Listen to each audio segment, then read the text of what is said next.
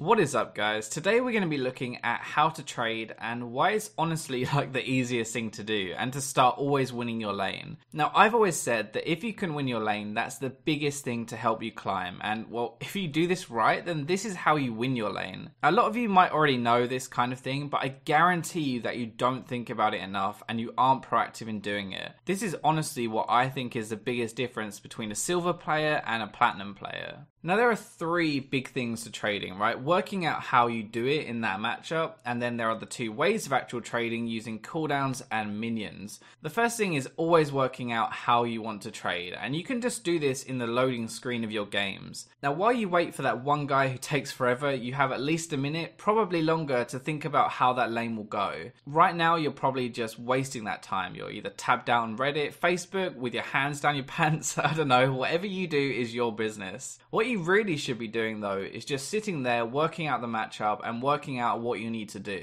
To give you an idea of what I mean, we're going to be looking at this Caitlyn versus Lucian matchup. So Caitlyn is more auto attack based, but her Q really hurts as well, so those are her two ways of trading. Lucian is a little different. He's more ability based, meaning that he wants to snipe you with his Q, follow up with his passive, and then dive in for a kill when you're low enough. Now, this is pretty easy to work out on a very basic level, even if you don't know the matchup, by knowing what they max first. Whatever they max first will do the most damage, so that's likely what they'll use to trade and what you need to dodge. So that's the matchup, right? And that is the first thing, but now this is how you turn knowing that into winning your lane. The first simple way is abusing cooldowns. Now, this is something that is really obvious and won't surprise you, but you most likely just don't think about it in game. So in this matchup, if Lucian uses his Q to push the wave, then that's his main damage source on cooldown, and it means that he can't use it on you if you go in for a fight. That is your ideal time to pick a fight, when they don't have their main damage source and they can't use it on you. Now, this cooldown based trading is what you will use most of the time in top and mid lane as well. If they ever use their abilities to push the wave, then they don't have them to use on you, and that's the time you want to pick a fight. An example that is pretty simple is Ahri using her Q or her charm. Now, if those are on cooldown, you can walk up to her and there's nothing she can do to you, so you get free damage onto her or at least force her away from the wave.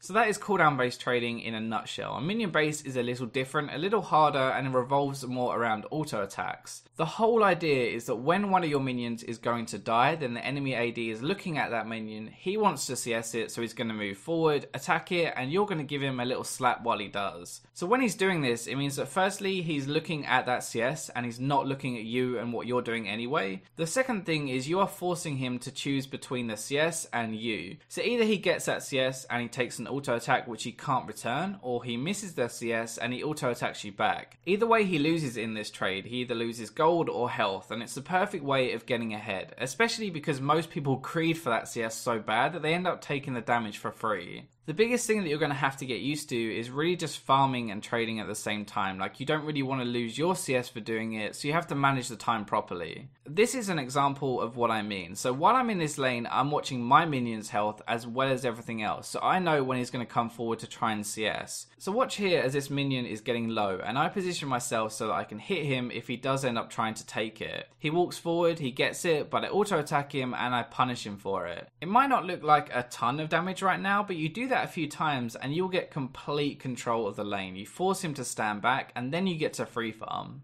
So there's two final things that I think are important to bear in mind, and the first thing is that minion based trading is also a really good way of landing your skill shots, because the enemy will stand in a really predictable place to CS that minion. If you start to combine your auto attacks and abilities with minion based trading, then that is really how you start to stomp a lane. So the second thing is that when you auto attack someone using this, you're most likely going to have to move up and end up attracting the attention of nearby enemy minions. The thing is, you don't really want to get too greedy and chase the enemy AD, otherwise you'll end up taking any damage he throws back at you while also taking all the aggro from the minions, and it will just kind of cancel out the advantage you get. So that wraps up trading in a nutshell. There's the three parts: knowing your matchup, so don't play with yourself in champion select and just work it out. Instead, you use your cooldown based trading and your minion based trading. Hope you guys found it useful, and as always, remember to like and subscribe, and I'll catch you in my next video.